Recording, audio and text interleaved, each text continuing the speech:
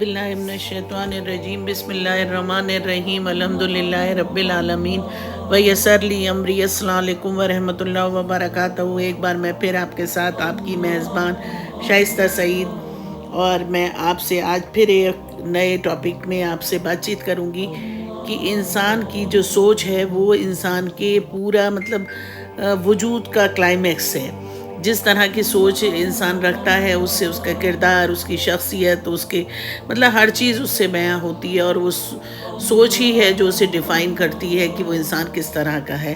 کسی فلاسفر نے کیا خوب کہا ہے کہ انسان کا سوچ ہی باقی ہے، جو باقی رہ جاتی ہے وہ سوچ ہے، اور باقی تو ہڈیاں اور گوشت ہے۔ زندگی میں سوچ سب سے امپورٹنٹ ہے۔ تو انسان کی جیسی سوچ ہوتی ہے ایسی وہ عمل کرتا ہے، اسی طرح سے وہ برتاؤ کرتا ہے، اور اسی طرح سے اس کی شخصیت ہوتی ہے۔ باقی دنیا میں جو کچھ بھی ہے، اس کا پہناوا اوڑھاوا، وہ چیز میٹر نہیں کرتی۔ سوچ کا جو ہے ایک بنیاد جو ہے وہ سوچ ہے۔ سوچ اچھی ہوگی تو انسان کا کردار بھی اچھا ہوگا، اس کے جو کام ہوں گے، اس کی جو کام کرنے کے طریقے ہوں گے وہ بھی بہتر ہوں گے۔ اچھی سوچ کا ہونا بہت ضروری ہے۔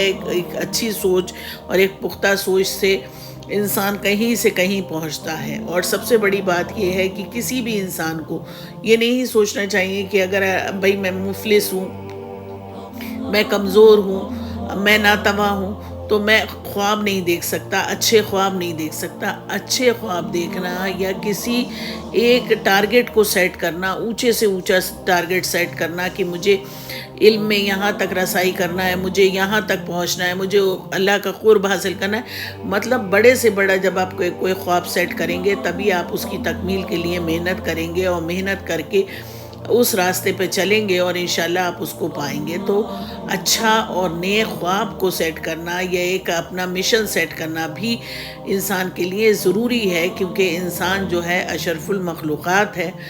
اور اگر ہم اچھی بات اور اچھے خواب اور اپنے اس خواب کو پائے تکمیل تک پورا کرنے کے لیے کوششیں کریں گے تو یقیناً اللہ پاک ہمیں اس میں کامیاب بھی کرے گا، اور ہمیں ظاہر بات ہے اللہ کی جب خوشنودی حاصل ہوگی تو یہ دنیا میں بھی سکون ہم کو ملے گا، اور آخرت بھی انشاءاللہ خیر پہ ہوگی۔ تو ہمیشہ اچھے خواب دیکھو اور اپنی سوچ کو پختہ رکھو، اور اللہ پر بھروسہ رکھو، اور اللہ پر بھروسہ رکھ کر دعا مانگو۔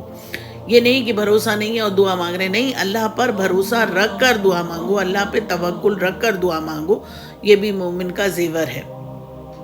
باقی یہ سوچنا کہ کسی بھی انسان کے لیے یہ سوچنا کہ میں تو بہت قابل ہوں، میرے اندر تو سب چیزیں ہیں، میں تو مکمل ہو گیا، یہ انسان کی حماقت کی نشانی ہے۔ کیونکہ اس دنیا اور کائنات میں کوئی بھی چیز، کوئی بھی بندہ مکمل نہیں ہے۔ مکمل صرف ایک ذات ہے، اور وہ ذات ہے اللہ سبحانہ تعالیٰ کی ذات۔ باقی انسان جو ہے وہ اگنور ہے شروع سے، بچپن سے جہاں سے وہ پیدا ہوتا ہے اس کو لا علمی ہوتی ہے، وہ زندگی بھر علم کی جستجو رکھتا ہے، علم حاصل کرتا ہے، لیکن اس کائنات اور کل کائنات کا علم کی جستجو میں اس کی پوری زندگی بھی گزر جاتی ہے، تب بھی وہ پورا مکمل نہیں ہو سکتا، نہ وہ پورا علم گین کر سکتا ہے۔ ایز اے اسٹوڈنٹ ہی وہ زندگی بھر سیکھتا ہے اور قبر تک چلا جاتا ہے۔ تو یہ کہہ دینا کہ مجھے سب پتہ چل گیا، یہ شیطانی وسوسہ ہے، اور یہ انسان کو تکبر میں، غرور میں، اگنورنس میں ڈال دیتا ہے۔ یہ چیز کسی بھی انسان میں اگر آتی ہے تو اس کو چاہیے کہ اپنی اصلاح کر لے، کیونکہ انسان نامکمل ہے اور نامکمل ہی رہتا ہے، اور اس دنیا سے جب جاتا ہے تو بھی وہ نامکمل ہی ہوتا ہے۔ تو اس طرح کے وسوسوں سے گریز کرنا چاہیے، بچنا چاہیے، دور رہنا چاہیے، اور اپنے آپ کو اللہ سے جوڑنا چاہیے، اللہ کا قرب حاصل کرنا چاہیے۔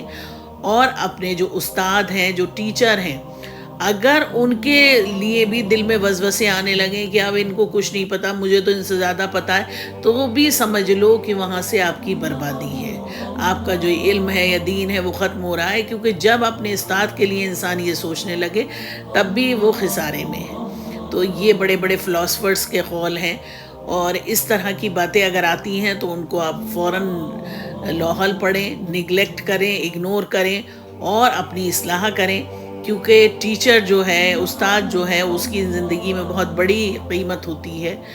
اللہ نے ظاہر باتیں ان کا بڑا درجہ رکھا ہے، تو ان کے لیے اچھی فیلنگز، رسپیکٹ کی فیلنگس ہوں، تبھی آپ مکمل ہیں. اور اللہ سے جتنی قربت ہوگی، اللہ سے جتنا آپ جڑیں گے اتنا ہی آپ کو ملے گا. کیونکہ انسان جو ہے، حضرت آدم علیہ السلام کی جو اولادیں ہیں، ان کے لیے تو بہتر یہی ہے کہ جتنا اللہ ان کو دے اتنا وہ زمین میں جھکتے چلے جائیں، ڈاؤن ٹو ارتھ ہو. اگر آپ اکڑ کے کھڑے رہیں گے تو یقیناً آپ خود خسارے میں ہیں. اس کی مثال ایسے سمجھ لیجئے کہ اگر آپ نیچر کو واچ کرتے ہیں تو آپ دیکھیے جب اللہ پاک ان درختوں پر پھل دیتا ہے، پھول دیتا ہے، تو وہ درخت نیچے کی طرف جھکتے ہیں، اللہ کا شکر ادا کرتے ہیں. اور جو درخت نہیں جھکتے، جو سیدھے کھڑے رہتے ہیں، تو ان کی لکڑی کمزور ہوتی ہے اور وہ ٹوٹ جاتے ہیں. اور میں اپنے پچھلے لیکچرز میں بھی کہہ چکی ہوں کہ فلیکسیبلٹی جو ہے وہ زندگی کی، لچیلا پن جو ہے زندگی کی نشانی ہے، ایڈجسٹ کرنے کی نشانی ہے، آگے بڑھنے کی نشانی ہے. لیکن فکسڈ ہونا، ریجڈ ہونا جو ہے، اکڑنا جو ہے، وہ موت کی نشانی. کیونکہ جسم جو ہے جب اکڑتا ہے تو انسان مر جاتا ہے. اور جب انسان مر جاتا ہے تو آپ اس سے کیسے توقع کر سکتے ہیں؟ جب ایک اکڑا ہوا انسان گھوم رہا ہے اپنی اکڑ میں کہ مجھے تو سب پتہ ہے، مجھے تو سب آتا ہے، تو وہ تو اکڑ گیا، یعنی وہ تو مردہ ہو گیا، اس کی تو روح ختم ہو گئی. کیونکہ زندہ تو وہی ہے جو اس میں فلیکسیبلٹی ہے. اگر جس میں فلیکسیبلٹی نہیں ہے دین وہ تو مر گیا. تو اس کو آپ کچھ بھی سمجھائیے، کچھ بھی کہیے، اس پہ اس کا اثر ہونے والا نہیں. تو ان چیزوں سے بچنا چاہیے. کیونکہ آپ اگر قدرت کو بھی دیکھتے ہیں تو جب اللہ ان کو پھل سے نوازتا ہے، اس پہ پھل آتے ہیں، تو جو بھی دنیا میں آپ دیکھیے جو پیڑ ہیں پھلدار یا پھول، وہ نیچے کو جھکتے ہیں اللہ کو اور سجدہ کرتے ہیں، نہ کہ وہ اکڑتے ہیں. اور جو درخت سیدھے کھڑے رہتے ہیں، جیسے یوکلپٹس ہے، پاپولر ہے، جو سیدھے کھڑے رہتے ہیں، جو جھکتے نہیں ہیں، تو وہ 2-3 تیز ہواؤں میں بھی دھڑ سے ان کی ٹوٹ کے نیچے گر جاتی ہے. تو بہتر یہی ہے کہ آپ زندہ ہیں، زندہ قوم ہیں تو زندہ ہونے کی نشانی دیں. نہیں تو مردہ قوموں سے تو ایسے ہی ایک پورا معاشرہ بھرا پڑا ہے. زندہ ہمیں دکھ رہے ہیں کہ بظاہر وہ اپنے آپ کو جو پوز کرتے ہیں کہ ہم لوگ بڑے زندہ ہیں، کہ ہم یہ ہیں، وہ ایکچولی زندہ نہیں ہے. کیونکہ زندہ اگر وہ ہوتے ہیں جو زندہ ہونے کا ثبوت دیں. اگر آپ زندہ ہیں تو کچھ ایسا کریے، کچھ ایسا معاشرے کے لیے، اپنے دین کے لیے، اللہ کی خوشنودی کے لیے کچھ کام کریے، اپنے دین کو پھیلائیے، دین کے احکام کو عام کریے، معاشرے کے لیے کچھ کام کریے. انسان صرف اپنی ذات کے لیے نہیں پیدا ہوا، اپنے لیے تو سبھی کرتے ہیں، وہ تو جانور بھی کرتے ہیں. اللہ نے ہمیں مشرف المخلوقات بنایا ہے.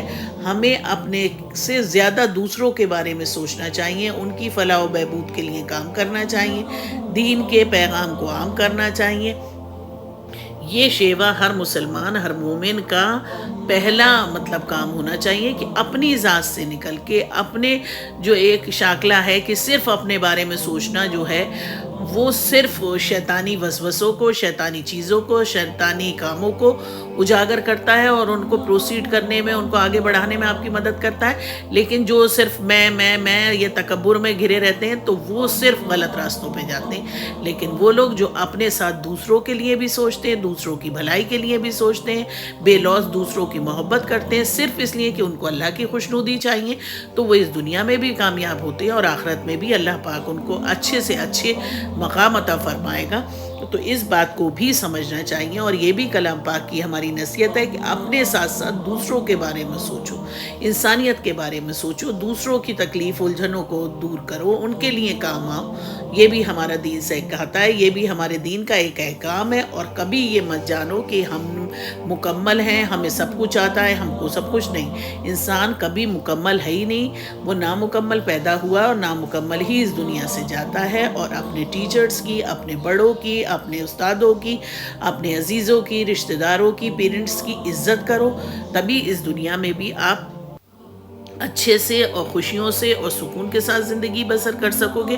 اور پھر یہی ہوگا جو آپ کے بعد میں نسلیں آئیں گی، جو آپ کے چھوٹے ہیں، وہ آپ کو بھی رسپیکٹ کریں گے، سکون اور خوشیاں دیں گے. کیونکہ مسئلہ ہے as you sow as you reap, جیسا آپ بوگے ویسا ہی آپ کاٹو گے.